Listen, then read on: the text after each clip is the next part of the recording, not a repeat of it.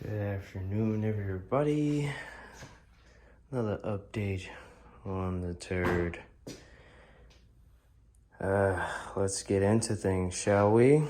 So, I have been battling this thing for the past, probably like 4 or 5 days, tuning, trying to dial it in, finally get to the boost portion of things, and we are not making the boost that we should be, and I was completely lost, had no idea what was going on.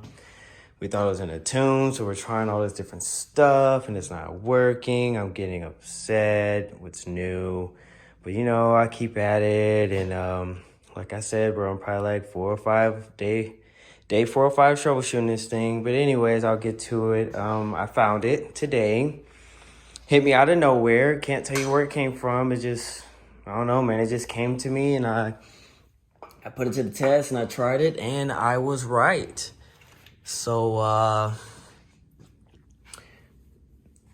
wastegate, for those who are not turbo savvy, goes down here. Got the light shining, that little flange right there, you see the lovely copper spray all over it. That is where it mounts. As you can see on the bottom, it's very black. For those who are not car savvy, that means you have an exhaust leak. Now, if we come over here to the wastegate where this mounts up to that, there's that same black down on the bottom, eh? She was leaking like a sieve. Now, the way that this works, that is basically coming from the headers. So my header wraps around there, meets up and comes joined up together right here. This header just comes forward. They meet up at a Y, and then it comes to this right here. You got the turbo flange, and then that guy, wastegate. Boom, smack that in there like that. So that pressure pushes this guy, which opens, and then this valve will push in all the way down past here, and this will now be open. And so it comes out here. That little dump tube that's chilling right there, I just got hanging, curls around the exhaust and dumps down to the ground. It's called external wastegate. Bleeds off the extra pressure. This controls how much boost it's supposed to get.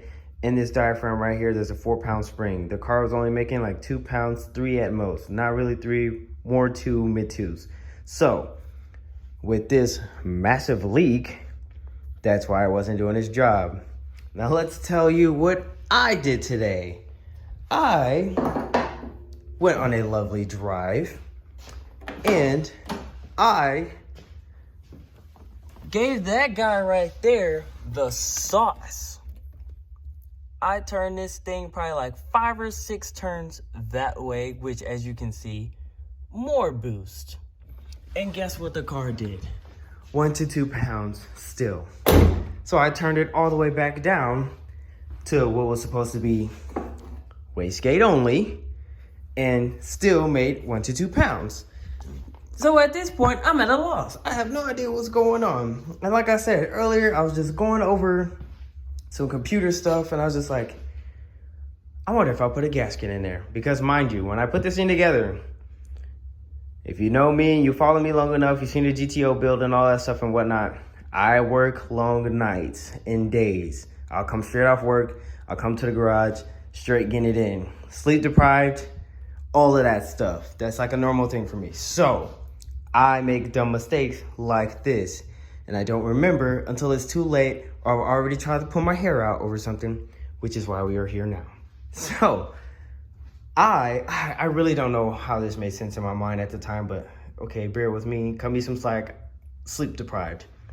I thought it was a good idea to use copper spray and just smack that thing on, and it's supposed to just seal. So that's what I tried. Obviously, that is not the case, and it did not work, but I tried it. And it wasn't an issue all of this time because we were doing, if you're not familiar with tuning, you don't just go and floor it and see what it does and then make changes. You have to ease your way in. So you focus on idle. And then once you get the idle to a good point, you start doing driving and part throttle and all of that slow stuff. And then you start easing your way over to the boost side of things. And then, you get crazy with it. So Fast forward, get all the way to the boost time, and then no boost.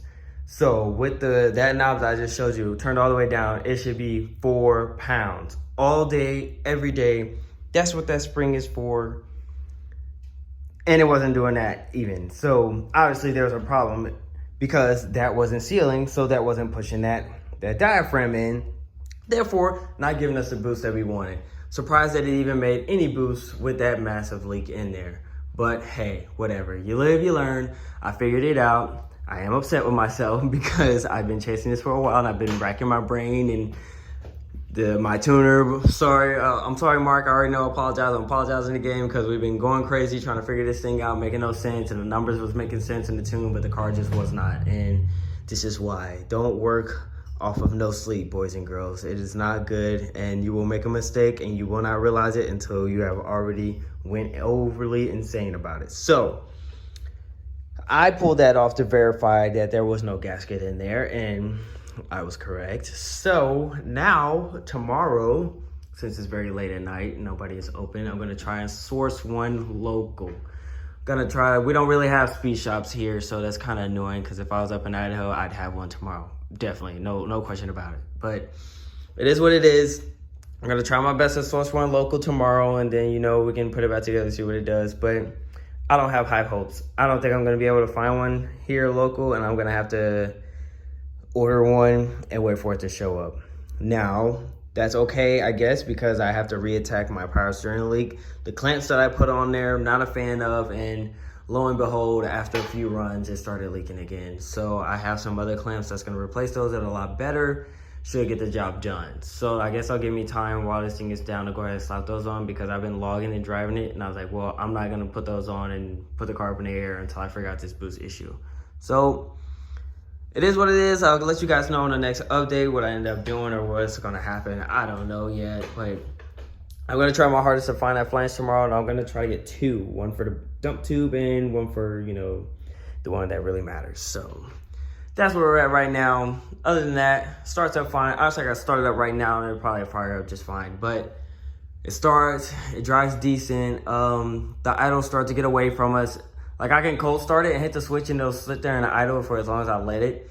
But like, after I start driving it and putting a load on it and I come to a stop, it doesn't want to idle on its own anymore. Now, this car is a manual car. Well, it was a manual car. And I auto swapped it and it has no engine braking transmission. So the car can't sense that there's a load on it to up the idle or to know, how you would turn your AC on and you will feel the car idle different.